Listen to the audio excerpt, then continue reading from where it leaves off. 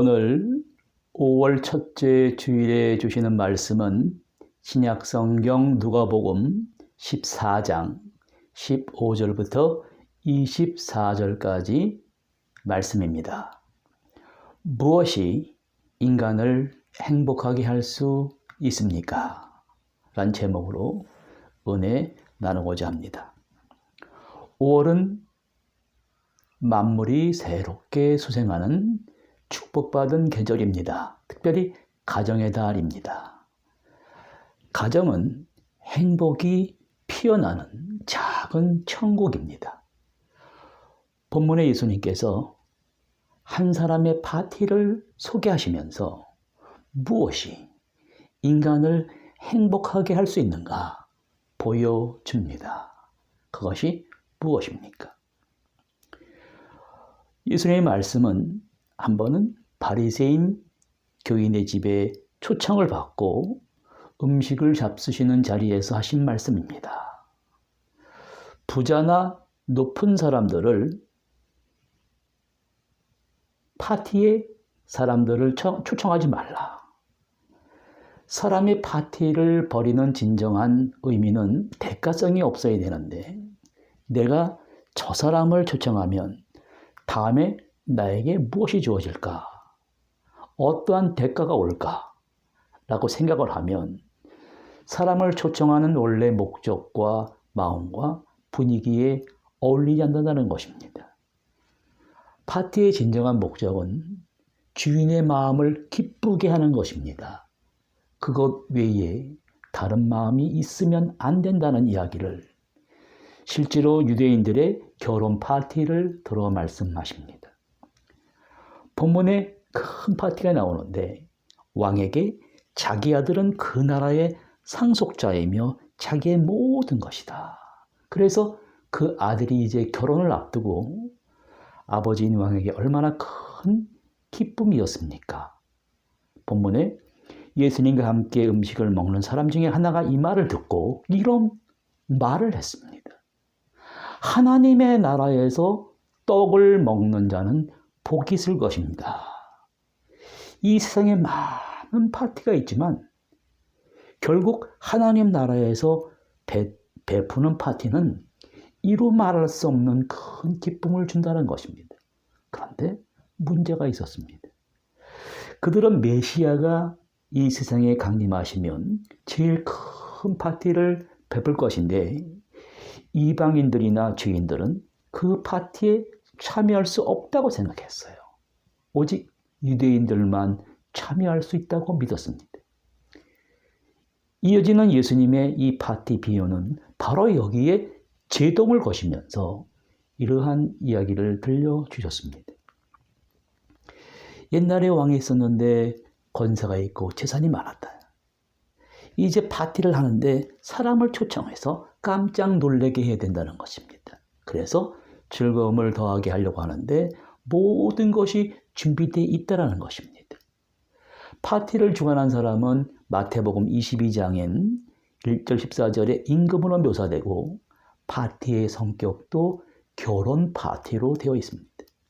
무슨 현상이 나타났습니까? 하나같이 다 거절하는 것입니다. 왜 큰 결혼잔치의 파티에 초청을 거절했을까요? 그 이유는 그들이 기대한 메시아와 그들의 왕국은 자신들의 제도와 전통에 의해 세워져야 하기 때문이었습니다. 그리스도는 메시아는 다윗의 대의를 이은 용사로서 자신들의 군사적인 프로그램에 따라 자기들과 함께 이스라엘의 독립을 선포하고 로마와 열방을 정복해 나가서 천하 왕국을 세워야 할 자인데 예수님은 오셔서 오히려 죄를 회개하라. 대적했다는 것입니다. 유대 백성들도 자신들이 바라던 정치적 해방과 현재의 이익을 가져다 줄 것 같지 않았습니다. 그래서 이러한 이유와 핑계를 들어 그 파티에 참여하는 것을 거절하고 있습니다. 그래서 하는 말이 나는 밭을 샀다. 나는 또 소 10마리를 샀다. 또 한 사람은 나는 결혼해서 못 간다. 다 거절하고 있습니다. 이는 어쩌면 무엇보다 중요하고 우선시 되어야 할 천국의 구원의 파티인 복음 사명을 일신상에 하찮은 일을 핑계로 도외시하는 오늘 바로 우리들의 어리석고 나약한 모습을 보여주고 있습니다. 이러한 사람의 태도는 누구의 모습입니까? 바로 예수님의 천국 초청과 영생을 얻는 길을 뒤로하고 크게 고민하면서 자기의 우상인 재물을 향하여 갔던 젊은 부자 관원에게서 나타났습니다. 왕의 아들이 파티를 하는데 초청한 사람들이 왕을 보고 당신이 먼저가 아니고 내가 먼저라는 거예요. 당신의 아들이 먼저가 아니고 내가 먼저고 내 사업이 먼저고 당신이 먼저가 아니라는 것입니다.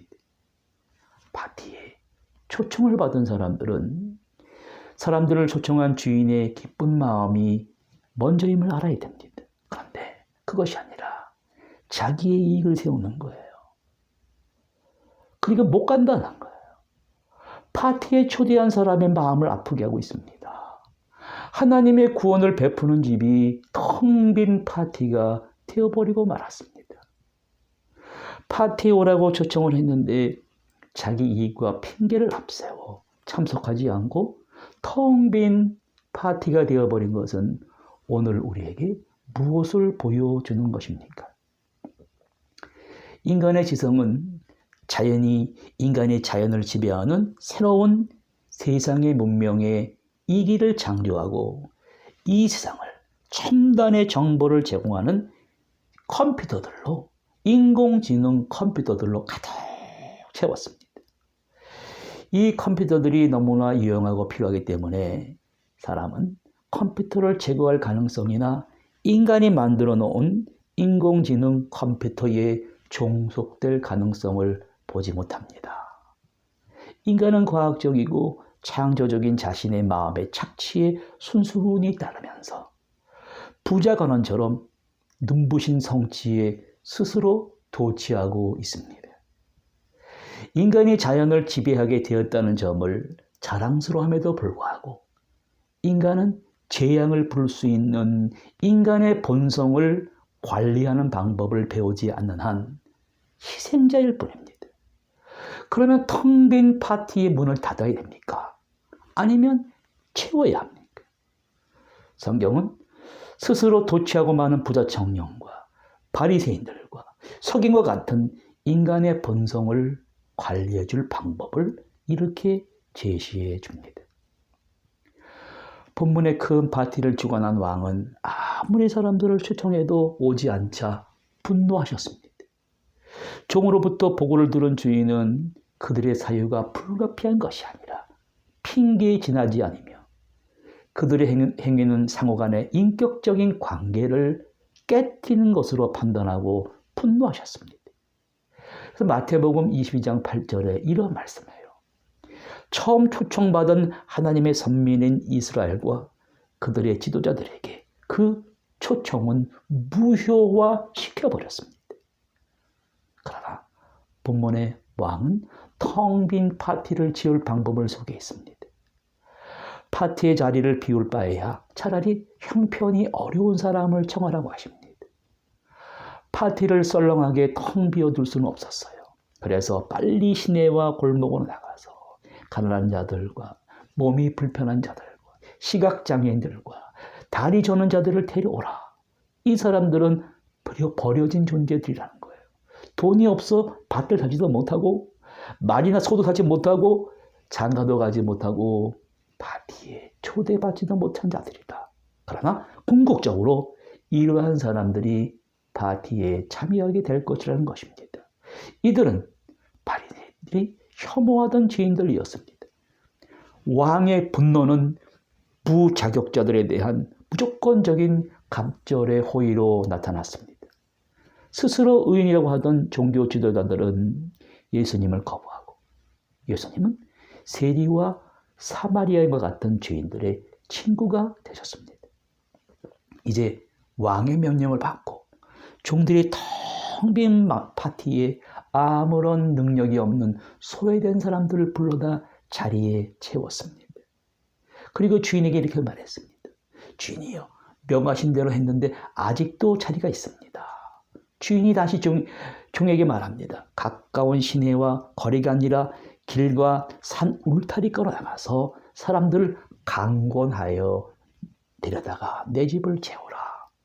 이는 하나님 나라 초청 파티에 이방인들을 포함한 만백성을 강권하여 초대됨을 뜻합니다.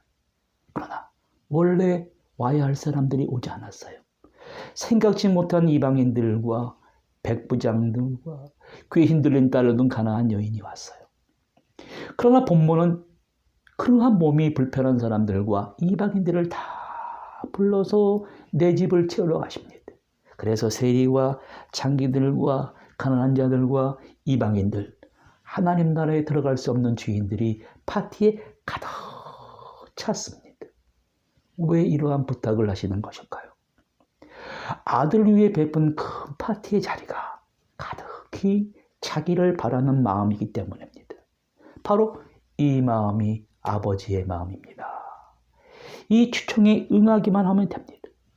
교회는 하나님 아버지의 초청에 응하는 자리입니다. 교회 나오면서 절대로 자기 의에 붙들리면 안 됩니다. 바리새인들과 서기관들의 모습은 어땠습니까? 내가 남보다 파워가 많았고 더 배웠고 재산이 많고 남에게 보이려고 신앙생활을 했어요. 하나님 아버지께서 베푸시는 이 자리에 나라는 존재는 없어야 됩니다. 파티를 주관하는 사람의 기쁨만 있어야 됩니다. 잘 보세요. 가진 것이 많아서 배운 것이 많아서 파티에 초청을 받는다는 것을 묻지 않습니다. 자세를 말하는 거예요. 주인만을 기쁘게 해야 됩니다. 그 시간만은 파티를 주관하는 아버지의 마음을 흡족하게 해줘야 됩니다. 마음을 비우고 순수한 마음으로 축하하는 마음으로 가야 합니다. 그런데 왕의 파티에 초청한 첫 번째 사람들은 초청을 거부하고 절망 가운데 처하게 됩니다. 텅 빈 파티를 채운 두 번째 사람들은 아무런 공로를 자랑할 수 없는 사람들이었어요. 자기의 의의를 내세우며 초청받은 자리가 희망의 자리인지 알고 나갔는데 나중에 시간이 지나고 보니 절망의 자리인 줄 알게 된 사람들의 문제는 바로 오늘 현대를 살아가는 사람들의 이야기입니다. 그리스 신화에 그러한 주제를 다룬 재미있는 이야기가 여기 있습니다. 그리스 신화에 등장하는 판도라 상자입니다. 추위와 굶주림과 질병에 시달리는 불쌍한 인간들을 위해 프로메테우스, 뜻은 처음에 생각하는 사람이에요. 또 에피메테우스, 뜻은 나중에 생각하는 사람. 이 형제는 제우스의 명령을 어기고 신들의 불인 에너지를 훔쳐 인간들에게 전해줬습니다. 제우스는 신들을 대표해서 이 괘씸한 두 형제를 벌하기로 작정합니다. 프로메테우스는 제우스가 감춰둔 불을 훔쳐 인간에게 내줌으로 인간에게 맨 처음 문명을 가르친 장본인으로 알려져 있습니다. 불을 도둑맞은 제우스는 복수를 결심하고 판도라라는 여성을 만들어 프로메테우스에게 보냈습니다. 판도라라는 이름의 뜻은 모든 선물을 받았다는 뜻입니다. 프로메테우스의 이름은 먼저 생각하는 사람의 뜻인데 이때 에피메테우스, 나중에 생각하는 사람의 뜻을 가진 이 에피메테우스는 형의 제지에도 불구하고 판도라를 아내로 삼았는데 이로 인해 판도라의 사건이 일어나고 인간의 불행이 비롯되고 합니다. 프로메테우스는 이미 바위에 묶여 영원토록 독수리들에게 간이 뜯어 먹히는 형벌을 받았습니다. 그리고 인간 세상으로 도망친 동생 에피메테우스에게 다시 판도라라는 미녀 아내가 주어졌습니다. 그것은 에피메테우스와 인류 전체를 벌하려는 신들의 음모였습니다. 판도라는 남편인 에피메테우스를 저주하기 위해 만들어진 신들의 복수물이에요. 형인 프로메테우스는 에피메테우스에게 제우스가 주는 것을 절대로 받아서는 안 된다고 충고했습니다. 그러나 판도라가 너무도 아름다운 여이기 때문에 에피메테우스는 거부하지 못하고 사랑에 빠지게 됩니다. 제우스는 판도라를 그에게 주면서 한 가지 조건을 내걸었습니다. 그녀를 아내로 맞으려면 반드시 그녀와 함께 상자 하나를 가져다 주면서 그 상자는 절대로 열어서는 안 된다는 주술을 걸었습니다. 무엇이 들어있는지 궁금증을 가져서도 안 된다는 거예요. 그 속에는 사악한 저주가 들어있었습니다. 에피메테우스는 아내인 판도라에게 절대로 상자의 뚜껑을 열어서는 안 된다고 누누이 강조했습니다.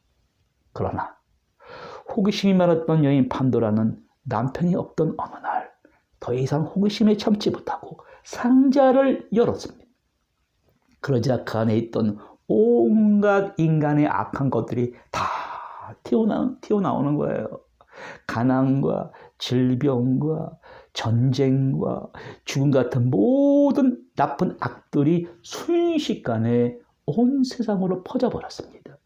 놀란 판도라가 얼른 상자의 뚜껑을 덮었습니다.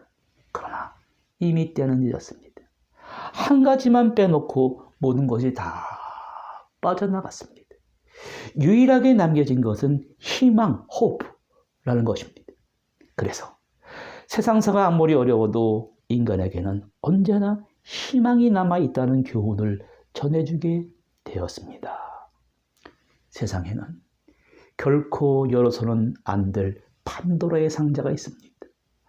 안타깝게도 사람들은 호기심이라는 이름으로 이 판도라의 상자를 엽니다. 그리고 감당할 수 없는 재난을 겪게 됩니다. 어떤 마음일지 알아보려고 살짝 열어본 결과 부정과 그 비리와 재앙의 문틈으로 가혹한 재난과 재앙들이 인간에게 파고들어옵니다. 어쩌면 판도라의 상자는 고대 그리스에만 나오는 신화가 아니라 오늘을 살아가는 현대인들에게 더 피부에 와 닿는 이야기인 것 같습니다. 인터넷과 각종 첨단의 인공지능의 컴퓨터 장비들, 그리고 여러 가지 아름답게 채색된 판도라의 상자들이 그 어느 때보다도 우리 주변에 즐비하게 널려져 있습니다. 무작정 호기심 때문에 집어서 뚜껑을 열었다가는 걷잡을 수 없는 재앙에 휘말리게 됩니다. 본문에 파티에 초청을 받은 그날만큼은 초청을 거부하고 판도라의 상자를 열어 절망 가운데 죽어가는 것이 아니라 그 어느 때보다도 이 사악한 판도라의 상자를 식별해내는 지혜와 명철이 필요한 때라는 것을 우리에게 보여줍니다. 큰 파티의 텅 빈 자리는 힘들고 어렵더라도 모든 사람들이 총동원해서 아버지와 신부와 신랑이 행복하고 기쁘게 해줘야 하는 희망의 날입니다. 그날은 파티 분위기를 만들어줘야 됩니다. 섬기러 가야 됩니다. 신랑과 신부의 부모님들을 기쁘게 하러 가는 것입니다. 그런데 본문에 보세요. 나는 밭을 샀으니 못 간다. 소를 샀으니 못 간다. 결혼했으니 못 간다. 이 핑계 저 핑계를 내고 주인의 마음을 아프게 하고 있습니다. 내가 산 밭이 없을 수가 없고 소와 나의 일이 없을 수가 없지만 있고 초청을 더 중요하게 여겨야 됩니다. 나의 이름 미루고 파티의 초청에 응해서 순수한 마음으로 먹고 마시고 즐겁게 해야 됩니다. 내 처지만 생각하고 행동하는 동안 주인은 섭섭해요. 나의 일보다 파티에 초청하는 자가 더 중요합니다. 마태복음에 그러한 마음이 얼마나 중요한지 그 마음을 어떤 것에 비유하는데 예식장에 입고 하는 아름다운 예복으로 비유하고 있습니다. 마태복음 21장 11절에 결혼 예식에 초청한 손님들이 다 참석하면 파티가 시작되는데 유대인들 문화권에서는 파티의 주인이 처음부터 함께하지 않고 식사 시간이 되면 주인의 모습을 드러내서 손님을 환영하는 거예요. 손님들을 보러 가는 것이 상례로 되어 있습니다. 이때 왕은 파티에 부적격한 사람을 즉시 찾아내는 것입니다. 결혼 예식에 참석한 사람들을 주인이 보니까 예복을 입지 않았어요. 불러다가 벌을 주고 있습니다. 거기서 슬피 울고 있었습니다. 여러분, 옛날에는 옷을 사는 것이 어려웠어요. 그래서 파티를 주관하는 주인이 자기의 아들이 결혼 예식을 하는 자리에 예복을 입고 오라고 그 예복을 직접 보내줬습니다. 결혼식에 참석하는 사람들은 반드시 그 예복을 입고 왔어야 했습니다. 오늘 주님 말씀하시는 그 예복이란 거저주시는 예복이란 의의 옷입니다. 예복을 입지 않은 사람이 있더라는 것입니다. 원래의 신분과 처지를 가리고 그 잔치에 합당한 예의와 함께 왕께 대한 예의인 겸손을 갖추는 예복이 문제였습니다. 이 예복은 하나님이 거저 입혀주시는 의의 옷이요, 구원의 옷이며 세례 요한이 말한 회개와 믿음이라는 옳은 행실입니다. 왕이 베푸는 파티에 얼마나 정성이 들었는지 보세요.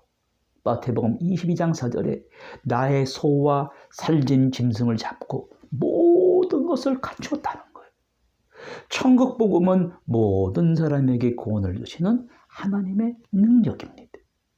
하나님의 아들이신 예수는 신랑이시면서 신부인 우리를 값주고 사기 위해 친히 제물이 되신 분이십니다. 그리고 예수님께서는 자신의 몸을 사람들이 먹고 영원히 사는 생명의 떡으로 자신에게서 나오는 생수가 되어 영원히 목마르지 않게 하는 것으로 말씀하셨습니다. 여기 파티를 여는 것이 하나님의 나라요, 곧 우리의 교회입니다. 마지막 초청에 응하기만 하면 됩니다. 주님이 보내주는 예복을 입고 구원과 의의 옷을 입고 동참만 하면 됩니다. 과거를 묻지 않습니다. 예복을 입고 의에 동참하면 과거를 안 묻습니다. 주인을 기쁘게 하는 마음으로만 참여하는 것이고 파티이고 축제하는 것이고 불러주신 것에 대한 감사로 충만하는 것, 이것이 바로 진정한 예배입니다. 그런데 여기 초청을 받은 파티에 와서 예복을 입지 않고 지적을 당하고 망신당하는 사람을 이렇게 보여줍니다. 마태복음 22장 12절에 친구여 어찌하여 예복을 입지 않고 왔는가? 이 말은 포도원의 품꾼에 비해서 불평하는 일꾼에게 한 말이에요. 또 가룟 유다에게도 했습니다. 마태복음 26장 50절에 친구여 네가 무엇을 하려고 왔는지 행하라. 남들은 다 왕이 주는 예복을 입었는데 그것을 입지 않고 자기의 옷을 그대로 입고 있으면 자신의 지식과 자신의 재산과 행위로 구원받기에 충분하다고 믿는 자만하는 사람들을 가르칩니다. 그런 사람들이 바로 어떤 모습입니까? 주여 주여 말로만 하면서 불법을 행하는 자들이라는 거예요. 마태복음 22장 13절에 사환들에게 말하되 손발을 묶고 바깥 어두운 데 내어 던지고 거기서 슬피 울며 이를 갈게 된다는 거예요. 성경은 바로 여기서 그들의 의식을 보여줍니다. 그들의 의식은 너무너무 생생하고 절망과 한탄과 분노로 불타오르는 모습을 보여주고 있습니다. 여러분, 왜 이러한 모습을 보여주는 것입니까? 인간의 가장 위험한 적은 기근도 아니고 지진도 아니고 암도 아니고 바로 인간 자신입니다. 이유는 간단합니다. 그 어떤 자연재앙보다도 비교 안 될 정도로 무서운 거짓된 내 안의 자아로부터 보호할 적절한 장치가 없기 때문입니다. 자연의 동물들은 순종적이고 경건하고 자연의 법칙을 따릅니다. 동물은 막강한 힘이 있으면서도 자연의 법칙에 복종합니다. 그 힘이 동물 자신의 힘이 아니라 동물을 통해 드러나는 자연의 힘이기 때문입니다. 그런데 인간은 진짜 힘을 소유하고 있다고 여깁니다. 왜냐하면 인간이 자연에 불복하면서 자연으로부터 어느 정도 에너지를 빼앗거나 끌어내는 데 성공한 뒤에 그 힘을 자신의 의지력으로 여겼기 때문입니다. 그러나 여기 인간의 힘을 갖는데 위험이 따르는 이유는 인간 스스로 자신을 지킬 수 없는 동물이었다는 사실에 있습니다. 다시 말해 교만하다가 스스로를 주체하지 못하는 상황에 처할 수 있다는 것입니다. 그것이 바로 심리학에서 말하는 자아 팽창이라는 것입니다. 그럼 자아 팽창의 결과가 어떠합니까? 바로 여기 있습니다. 마태복음 22장 14절에 청함을 받은 자는 많되 택함을 입은 자는 적다. 이스라엘 모두를 초청했는데 그들은 거의가 거절하여 택함을 입지 못한 비극적 현실을 지적하는 것입니다. 여기서 택함을 입었다는 것은 이제 파티를 맛볼 수 있는 자격을 얻은 것을 말하는 거예요. 그 조건은 부르심을 받고 주시는 예복을 입는 것입니다. 인간 편에서는 다 받는 것뿐입니다. 그런 많은 사람들이 택함을 입지 못하는 것은 하나님의 은혜가 적고 효력이 없어서가 아닙니다. 나도 모르게 솟아올라오는 나의 인간의 무의식 속에 자리 잡은 교만이 그토록 크기 때문입니다. 인간이 자랑하는 이성은 무력한 것입니다. 이것은 의식적인 마음에만 효력을 발휘합니다. 그러나 우리 인간의 심증 깊숙이 깔려있는 무의식에서 솟아올라오는 교만에는 아무런 효과를 발휘하지 못합니다. 성경은 바로 인간의 의식의 세계와 무의식의 세계가 서로 갈라지거나 분리되면 심리적 장애와 그로 인한 혼란과 불행이 일어난다는 것을 보여줍니다. 무엇이 인간을 궁극적으로 행복하게 할 수 있습니까? 영적인 안정과 정신적인 안정과 생리학적인 안정을 위해 우리의 의식과 무의식의 세계가 통합되어 삶의 조화를 이루어야 행복할 수 있습니다. 우리가 잃어버리시고 망각된 인간에게 부여된 천국 파티의 기회와 자격의 조건을 다시 한번 잘 이해하시기 바랍니다. 아무런 값 없이 베푸시는 벌의 공로를 통해 겸손과 의의 예복을 입고 천국의 구원의 파티의 자리에 모두 참여할 수 있기를 바랍니다. 그것만이 행복에 이르는 지름길입니다. 기도하시겠습니다. 하나님 아버지, 오늘 주님이 말씀하신 큰 파티의 비유를 통해 우리가 이 세상에서 이뤄야 할 하나님 나라의 백성된 도리가 무엇인지 알게 하여 주시니 감사드립니다. 하나님이 이루시는 큰 파티, 즉 구원의 파티에 초청을 받았으나 초청을 거부한 사람들이 아니었나 우리를 돌아봅니다. 그리하여 큰 구원의 계획을 이루시는 자리에 아직도 빈자리가 많이 있는 줄 알고 겸손과 구원과 의의 예복을 입고 그 축복의 빈자리를 가득히 채워서 천국의 파티를 맛보고 체험하는 행복한 성도님들이 되게 하여 주시옵소서. 예수 그리스도의 이름으로 기도드립니다. 아멘.